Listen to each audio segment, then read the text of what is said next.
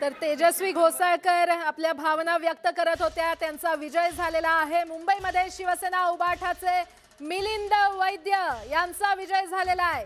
मुंबईमध्ये शिवसेना उबाठाचे मिलिंद वैद्य उमेदवार होते, ते विजयी झालेले आहेत। तर तिकडे मीरा भाईंदरमध्ये भाजपचे 8 उमेदवार विजयी झालेले आहेत। मीरा भाईंदरमध्ये नरेंद्र मेहता आणि प्रताप सरनाईक यांच्यामध्ये चांगलीच खडाजंगी झाली होती। नरेंद्र मेहताने आपली ताकद लावली आणि 8 उमेदवार सध्या विजयी झालेले आहेत।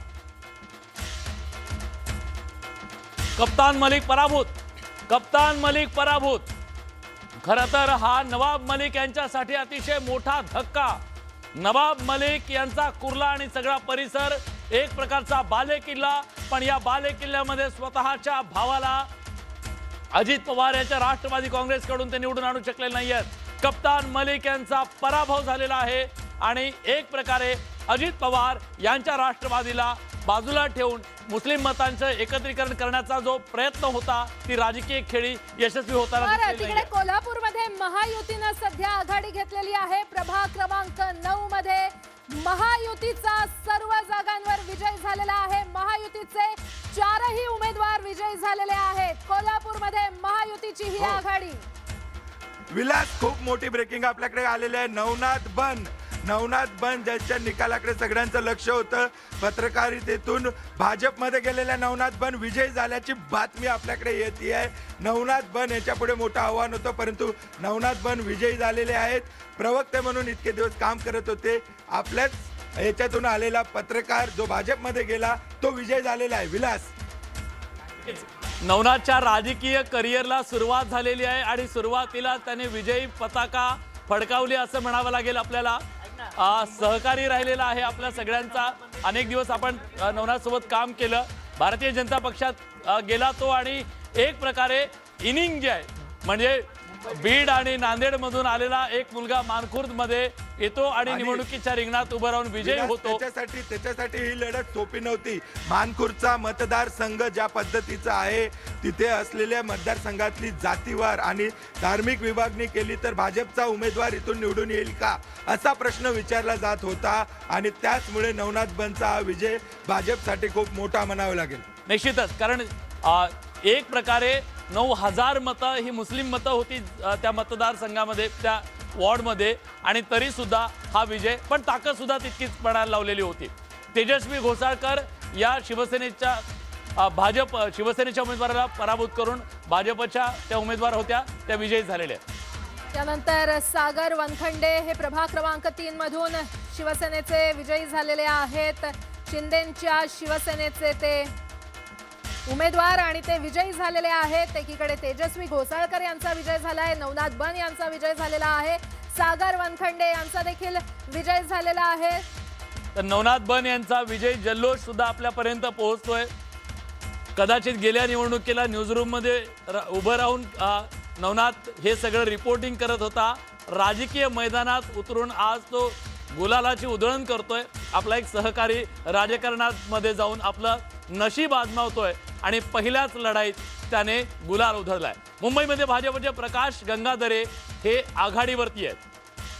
भाजपच्या उमेदवाराने आघाडी घेतलेली आहे। प्रकाश गंगाधरे सध्या आघाडीवर आहेत, तर मुंबईमध्ये भाजपचे रोहिदास लोखंडे हे विजयाच्या अगदी जवळ पोहोचलेले आहेत।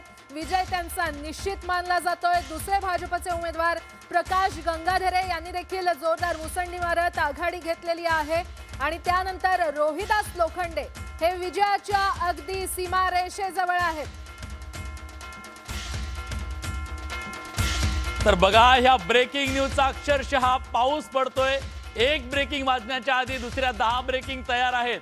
29 महानगरपालिकांमधल्या या सगळ्या बातम्या आम्ही तुमच्यापर्यंत पोहोचवतोय। स्वाभाविक आहे, सगळ्यांचं लक्ष मुंबईकडे आहे, पण मुंबई बरोबरच राज्यातल्या इतर महानगरपालिकांच्या सुद्धा अपडेट्स आम्ही तुमच्यापर्यंत पोहोचवतोय। मुंबई, नवी मुंबई, त्याचबरोबर पनवेल आहे, ठाणे आहे, कल्याण डोंबिवली आहे, भिवंडी आहे, मालेगाव आहे, संभाजीनगर आहे। त्याचबरोबर भाजपच्या जयश्री धांडे या 284 मतांनी विजयी झालेले आहेत। जळगाव मध्ये प्रभाग क्रमांक 6 मधून जयश्री धांडे यांचा विजय झालाय आणि पुण्याचा पहिला निकाल सध्या हाती येतोय। पुण्यामध्ये पुणेकरांनी ठरवलंय कुणाला सत्ता द्यायची, तर ती भाजपला।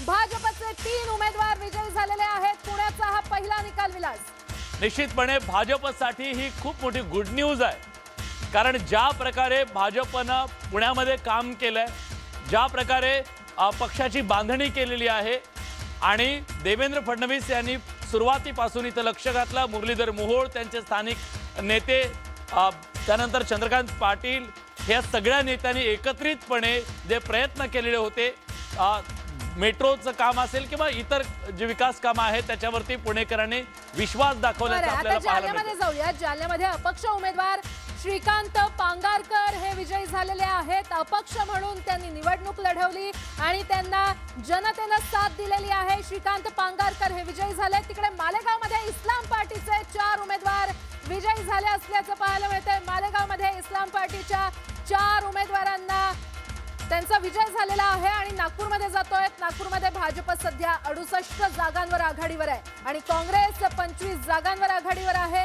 नागपूर हे देवेंद्र फडणवीस आणि नितीन गडकरी यांचं होम पिच. तिथे भाजपनं जोरदार ताकद लावली. तिकडे पिंपरी चिंचवडमध्ये भाजप सध्या 42 जागांवर आघाडीवर आहे आणि राष्ट्रवादी मात्र अवघ्या 22 जागांवर आघाडीवर असल्याचं पाहायला मिळतंय. पिंपरी चिंचवडचे हे आकडे आपण पाहतोय. भाजपनं 42 जागांवर आघाडी घेत जोरदार मुसंडी मारलेली आहे. तिकडे नागपूरमध्ये देखील भाजपनं मुसंडी मारले.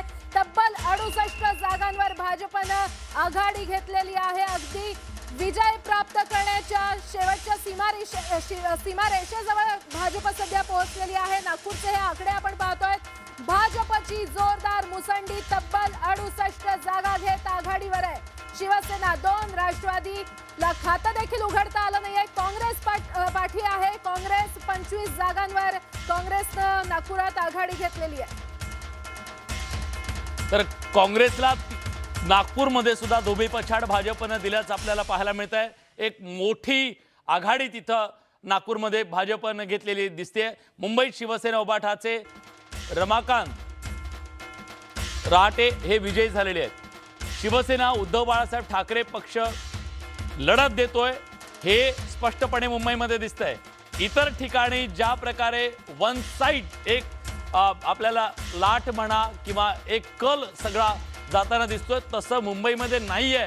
मुंबईचं मैदान घामटा काढणार आहे महायुतीचं, हे आता तरी दिसतंय. पुढच्या काळात काय होईल माहित नाही, पण अजून तरी ज्या प्रकारची एक्झिट पोल दाखवत होते, थोडंसं ब्रेक त्या सगळ्याला लागल्याचं आपल्याला दिसतंय. कारण उद्धव बाळासाहेब ठाकरे यांचा पक्ष इथं मुंबईमध्ये मात्र काही ठिकाणी विजयी त्यांचे उमेदवार होताना आपल्याला दिसत आहेत. बरं, पुन्हा एकदा नवीन आकडे येत आहेत. मुंबईमध्ये भाजपच्या हेतल गाला या सध्या आघाडीवर आहेत. भाजपच्या उमेदवार हेतल गाला आघाडीवर असल्याचं कळतंय. मुंबईमध्ये भाजपनं आपलं खातं उघडलेलं आहे आणि आणखी त्यांचे उमेदवार सध्या आघाडीवर आहेत. हेतल गाला त्यातल्याच एक, त्या देखील सध्या आघाडीवर असल्याचं कळतंय. निश्चितच आकडे पुढे सरकतायत. आघाडी पिछाडी सध्या सुरू आहे, मात्र हळूहळू आता कल हाती येऊ लागलेले आहेत. दक्षिण मुंबईमध्ये भाजपनं आपलं खातं उघडलं असल्याचं पाहायला मिळतंय. वॉर्ड क्रमांक 215 आणि वॉर्ड क्रमांक 214 मधून भाजपचे उमेदवार विजयी झालेले आहेत. दक्षिण मुंबईमध्ये भाजपनं आपलं खातं उघडलंय. 2 उमेदवार विजयी झालेले आहेत. 215 वॉर्ड क्रमांक आणि 214 मधून भाजपनं आपलं खातं उघडलेलं आहे.